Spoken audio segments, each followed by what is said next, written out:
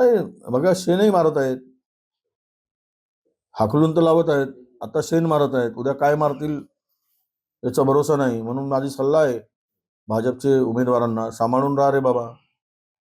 जाताना मास्क वगैरे घालून जा किंवा हेल्मेट घालून जा, नाहीतर उद्या पंचायत येईल, ती पाळी येणार आहे आणि लोक तयार आहेत केलेल्या पापांचं जाब विचारायला. शहरामध्ये जे काय झालंय 10 वर्षात, मी सांगितलं ते. शुद्ध पाणी मिळतं काय? काल मी शास्त्रीनगर सारख्या मध्यमवर्गीय आणि विकसित भागात पाणी मिळत नाही. जिथे गेलं तिथे त्या ड्रेनेजची वास मारते, घाण वास. कुठे गेले ते भूमिगत गटार योजना, हे सगळे विषय आहेत. आणि विशेष म्हणजे या शहरातील सत्ताधारी सगळे नगरसेवक ठेकेदार बनले, कंत्राटदार. म्हणजे त्यांना निवडून ठेकेदारी करायला दिलं असा त्याचा अर्थ होतो. आणि म्हणून लोकांमध्ये लोकांची कामं करायची नाहीत, त्यामुळं हा उद्रेक होणार. त्यामुळे त्यांच्या बॅनरवर शेण मारतायत, उद्या त्यांच्यावर मारतील. जो शेण खाणार आहे त्याच्यावर शेण मारणार आहेत.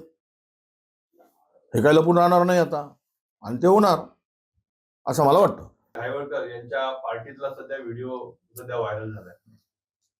मी सांगितलं आहे, पुन्हा हे हातातून गेलाय.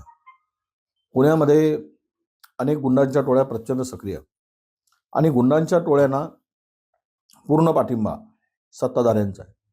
राजरोसपणे हे सर्व गुंड सत्ताधाऱ्यावर फिरतात. ते मग राष्ट्रवादी असू देत की भाजप असू देत, प्रत्येकाने गुंडांच्या टोळ्या पोसल्या आहेत आणि त्या टोळ्यांच्या भरोशावर राजकारण सुरू आहे.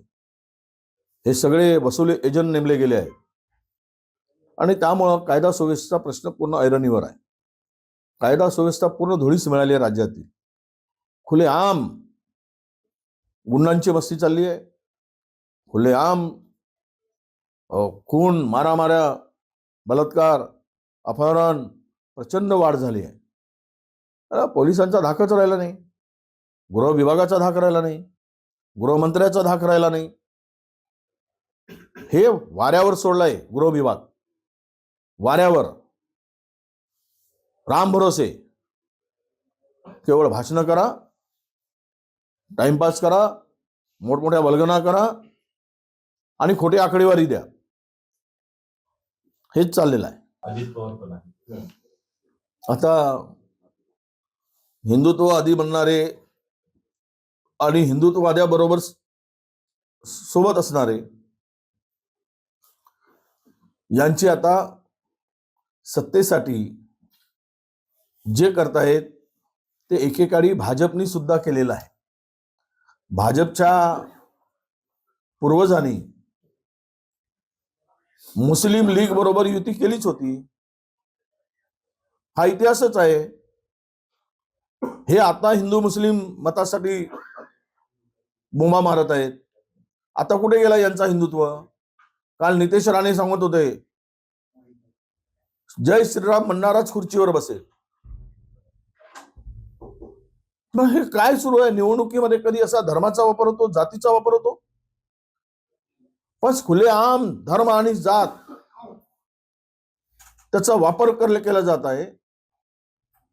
हे अत्यंत म्हणजे आचारसंहितेचं उल्लंघन नाही का? मग निवडणूक आयोग काय करत आहे? झोपा करत आहे? तो मेला आहे, तो जिवंत नाही, त्याने अस्तित्व गमावलं आहे. तो सत्ताधाऱ्यांचा, भारतीय जनता पक्षाचा गुलाम झालाय, त्याच्या दयेवर जगणारा निवडणूक आयोग झालाय. थोडी तरी लाज शरम आहे की नाही? हे सगळं खुलेआम होत असताना का कारवाई होत नाही? एक आमदार, एक मंत्री खुलेआम सांगतो की महानगरपालिकेच्या खुर्चीवर हा जय श्रीरामच म्हणणारा बसेल, असं म्हणता येतं निवडणुकीमध्ये? हा काही भागवत सप्ताह आहे, धार्मिक कार्यक्रम आहे, कथा वाचन आहे की इथे म्हणायला, असं बोलायला? आचारसंहिता लागू आहे. निवडणुकीच्या प्रचारामध्ये तुम्ही हे धंदे करताय, अशा पद्धतीचं वक्तव्य करताय, तरीही कारवाई होत नाही. मग काय आहे? आणि दुसरीकडे मित्रपक्ष MIM बरोबर युती करतायत परळीमध्ये. आता काय बोलतात मुख्यमंत्री पाहू.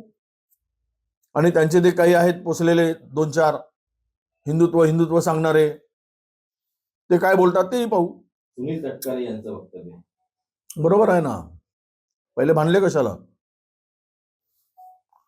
सत्ता पाहिजे, सत्ता मिळवली आणि पुन्हा सत्ता मिळाल्यानंतर सत्तेसाठी पुन्हा एकत्र येत असतील तर आनंद आहे.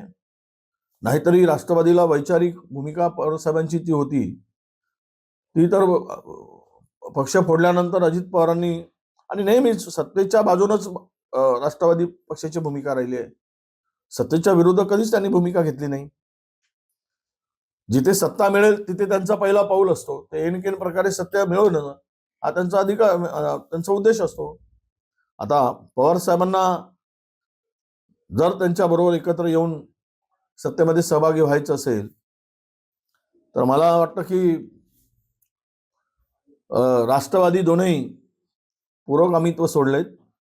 त्यांना शाहू फुले आंबेडकर, शाहू फुले आंबेडकरांचं नाव घेण्याचा अधिकार राहिला नाही. ते दोघे तर यावेत आणि सत्तेतून जर बाहेर पडले तरच नाव घ्यावेत.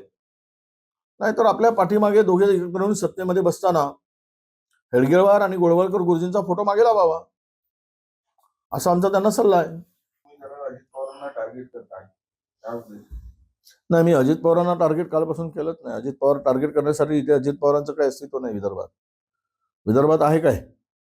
आणि आता अजित पवार आणि शरद पवार जर एकत्र झाले तर त्यांचं पुरोगामी हरवला आहे, संपलाय विषय. सत्तेतून बाहेर पडतील तर काही वैचारिक विचारधारा आहे किंवा वैचारिक त्यांचे बांधिलकी आहे असं त्याचा अर्थ होईल.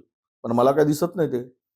जर एकत्र येत आहेत आणि पवार साहेबांना मनातून आहे की काय माहीत नाही, काय मजबुरी आहे, पण हे सगळं होताना ज्यावेळेस दिसत आहे तर ते आता हे निवडणुकीपुरती आहे की निवडणुकीनंतर आहे की नुरा कुस्ती आहे भारतीय जनता पक्षाची आणि यांची, की आपण मारल्यासारखं करू, तू रडल्यासारखं कर, एकामेकाचे कपडे आपण फाडल्यासारखं करू, हात लावू पण फाडणार नाही.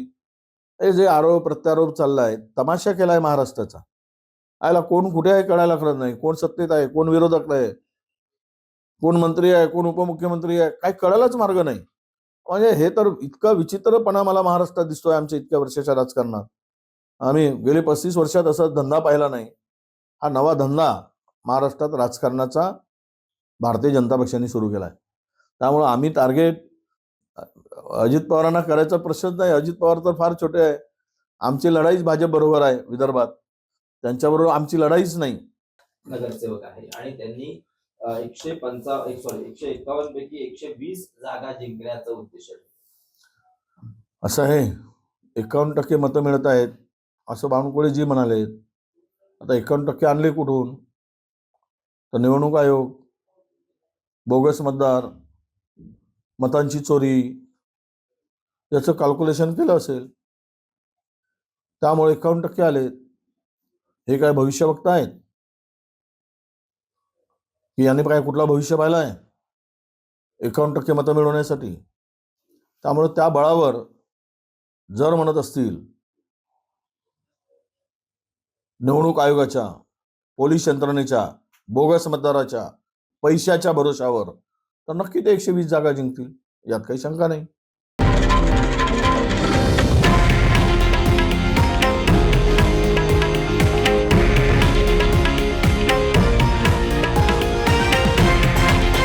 हे आहे देशातील नंबर 1 न्यूज नेटवर्क आणि आपण पाहत आहात TV9 मराठी, एकमेव.